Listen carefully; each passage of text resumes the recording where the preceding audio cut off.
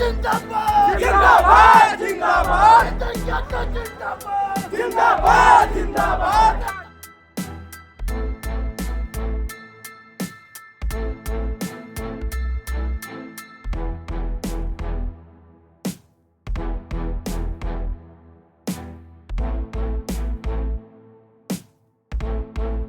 शब्दों में मैं आभार व्यक्त करूं, मैं अपनी भावनाओं को जरूर उन तक पहुंचाना चाहता हूं।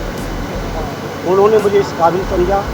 श्रद्धेय नेताजी की कर्मभूमि, खुद उनकी खुद की कर्मभूमि और आजमगढ़ के शानदार समाजवादियों की कर्मभूमि पर जो मुझे मौका दिया यहाँ से चुनाव लड़ने का, मैं आदरणीय राष्ट्रीय अध्यक्ष जी का धन्यवाद देता हूँ।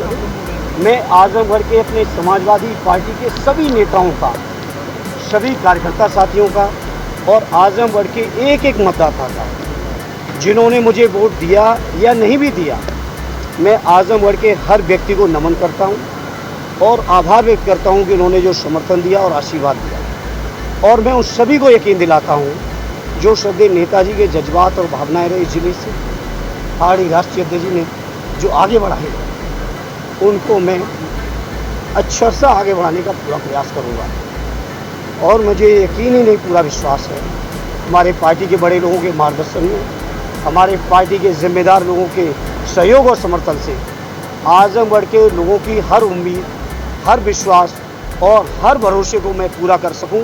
ये मेरा सार्थक और मेरा संपूर्ण प्रयास होगा कि आजमगढ़ का कोई भी व्यक्ति हमसे निराश ना हो पाए, मेरा प्रयास होगा। आजमगढ़ में विकास के लिए क्या क्या काम अधूरे रह गए? चुनाव के दौरान भी ये बातें आई थी और मैंने कहा था श्रद्धेय नेताजी और माननीय अखिलेश यादव जी ने जो आजमगढ़ के विकास की रूपरेखा रखी है, मेरा प्रयास होगा उस रूपरेखा को मैं पूरा कर सकूं और समय के साथ आजमगढ़ की समस्याओं को और गहराई से समझ के उन समस्याओं को समाधान में मैं क्या कर सकता हूं, मैं इतना ही कहूँगा आज के मौके पर।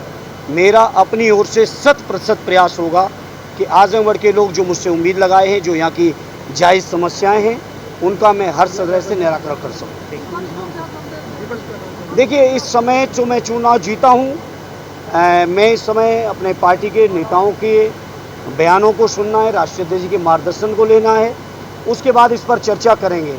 और लेकिन इस मौके में इतना ज़रूर कहूँगा, जो प्रचंड जीत हुई है उत्तर प्रदेश में समाजवादी पार्टी और इंडिया गठबंधन की, ये हमारे राष्ट्रीय अध्यक्ष जी की दूरदृष्टि, उनका PDA का फार्मूला और उनका जो जनता के प्रति जो उन्होंने मुद्दे रखे, चाहे वो देश के संविधान को बचाने के हों, लोकतंत्र को बचाने के हों, जाति जनगणना के हों, सरकारी कर्मचारियों की पुरानी पेंशन हो, नौजवानों की बेरोजगारी के सवाल हों, माताओं बहनों की हमारी पेंशन का सवाल हो, किसान भाइयों के कर्ज माफ़ी से लेके उनकी जो समर्थन मूल्य को कानूनी स्वरूप देना हो, इन तमाम मुद्दों को, अग्निवीर की योजना को ख़त्म करना हो, इन तमाम मुद्दों को जनता ने पूरी अपना समर्थन दिया है, मोहर लगाई है। और मैं उम्मीद करता हूं हमारे राष्ट्रीय अध्यक्ष जी जनता के बीच किए हुए सभी वादों को पूरा करके देंगे। सांसद निरहुआ को क्या सरकार बनाने के लिए आगे प्रयास किया जाएगा? देखिए, सांसद निरहुआ को मैंने पूरे चुनाव में कभी गलत नहीं कहा, कभी ऐसा नहीं कहा जो कोई आपत्तिजनक बात हो।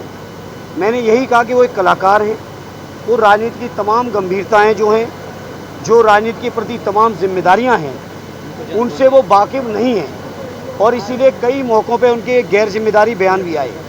हालांकि आज चुनाव का परिणाम आया, वो चुनाव हारे। मैं आज इस मौके पर कुछ नहीं कहूँगा, मैं उनसे यही कहूँगा कि पिछले उपचुनाव में जब मैं चुनाव हारा था, मैंने यही कहा था कि मैं चुनाव हारा हूँ, मैं हिम्मत नहीं हारा हूँ।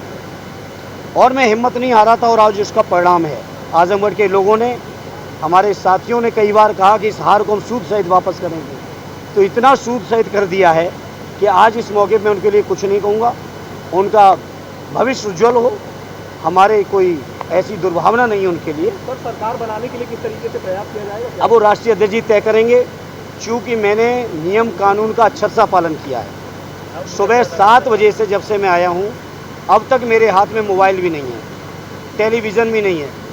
मुझे नहीं पता हमारे अध्यक्ष जी ने क्या क्या बयान दिए, क्या क्या फैसले लिए हैं। इसलिए मैं एक बहुत अधना सा पार्टी का सिपाही हूँ, मैं इस बारे में कुछ नहीं कहूँगा। आदरणीय